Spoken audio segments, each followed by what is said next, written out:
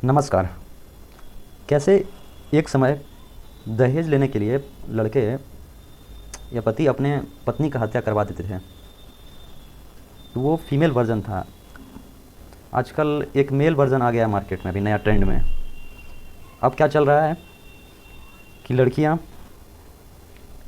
पत्नियां अपनी पति का हत्या करवा दे रही है अपने प्रेमी से शादी करने के लिए। शादी के बाद अवैध संबंधों के कारण पत्नियां अपने अपने ही पति का हत्या करवा दे रही है।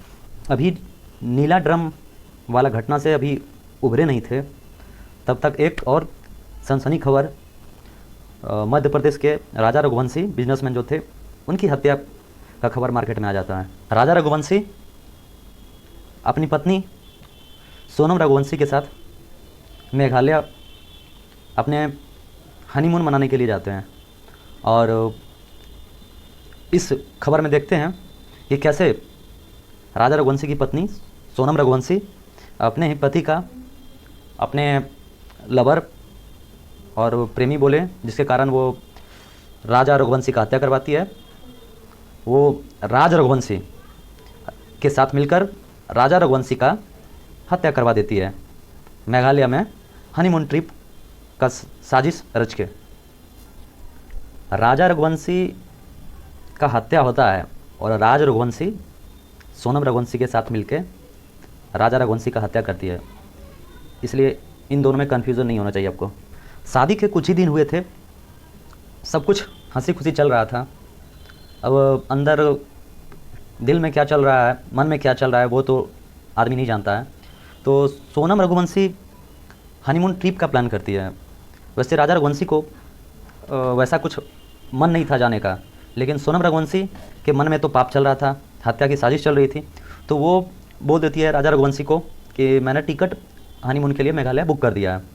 और वो वहाँ पे अपने प्रेमी राज रघुवंशी की मदद से, जो कि मास्टरमाइंड बोल सकते हैं राज रघुवंशी को, 3 लोगों के सहारे वो देखते हैं कैसे मेघालय में राजा रघुवंशी की हत्या करके एक 200 फीट गड्ढे में, जो कि कूड़ा कचरा वाला गड्ढा होता है, वहाँ पे फेंक दिया जाता है। खबर की माने तो 23 मई से राजा और सोनम का लापता होने का खबर मिलता है उनके घर वालों को।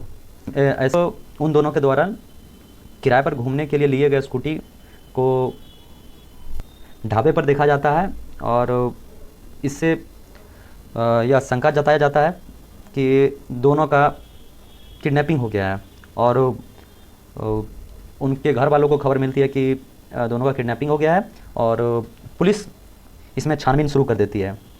और बीते 2 जून को राजा रघुवंशी का शव एक 200 फीट कूड़े कचरे वाला गड्ढा में मिलता है और एक धारदार हथियार के साथ मिलता है।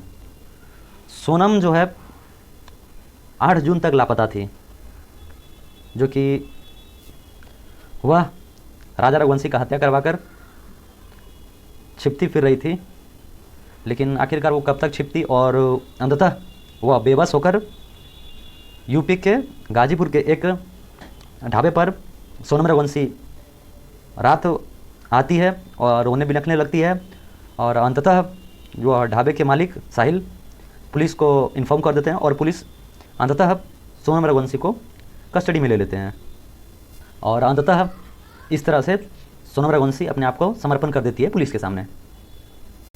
मुझे तो गुस्सा इस बात से आता है कि सोनम रघुवंशी के पिताजी कहते हैं कि मेरी बेटी बहुत शरीफ है। वो बोलेंगे ही कि मेरी बेटी शरीफ है, क्योंकि अगर उनको उनके बेटी का शराफत का पता होता, अगर वो अपनी बेटी को अच्छी तरह से जानते, तो शायद राजा रघुवंशी से अपनी बेटी का शादी ही नहीं करते और राज रघुवंशी से शादी करवा दिए होते, जो कि उनके ही प्लाईवुड बिजनेस मैनेजर हैं। और उसी के साथ सोनम रघुवंशी रिलेशनशिप में थी। तो बताइए राजा रघुवंशी का बेचारा क्या कसूर था। वो तो शादी से बहुत खुश था। वो तो सोनम रघुवंशी को अपनी बीवी दिल से मान चुका था। बेचारे उस राजा रघुवंशी को यह भी मालूम नहीं होगा, जिसने 7 जन्मों तक साथ रहने का सपना देखा था और कि उसकी बीवी उसे अगले ही 7 मिनटों में उसका उसका काम तमाम करवाने वाली है। बेचारे उस राजा रघुवंशी के माँ बाप के दर्द को कौन समझे, जिसकी आंखों में नई नवेली दुल्हन का खुशी था और काफ़ी अरमान थे, और जिस माँ बाप ने अपने बेटे को खोया है, इसका दर्द तो वही माँ बाप को पता होगा, वही माँ बाप जानते हैं। अंततः निष्कर्ष निकालते हुए मेरा समझ ये है कि शादी करने से पहले लड़के को अपने होने वाली बीवी से, अपने होने वाली पत्नी से ज़रूर पूछना चाहिए कि वह शादी से खुश है कि नहीं, वह वास्तविकता में शादी उनसे करना चाहती है कि नहीं, कोई दबाव में तो शादी नहीं कर रही है। और लड़की के माँ बाप को वो चाहिए कि शादी करने से पहले वो एक बार अपनी बेटी से ज़रूर पूछे, अपनी बेटी से ज़रूर पूछना चाहिए कि वो इस शादी से खुश है कि नहीं, वो वास्तविकता में उस लड़के से शादी करना चाहती है या किसी और लड़के के साथ वो अपनी ज़िंदगी बिताना चाहती है।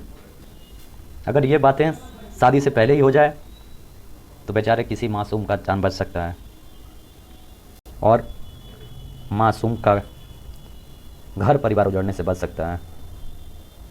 और मासूम का घर परिवार ही नहीं, इस केस मुकदमे में जिंदा बची लड़की का भी ज़िंदगी खराब होता है, और साथ साथ उस लड़की के घर वालों का भी ज़िंदगी खराब होता है। अंततः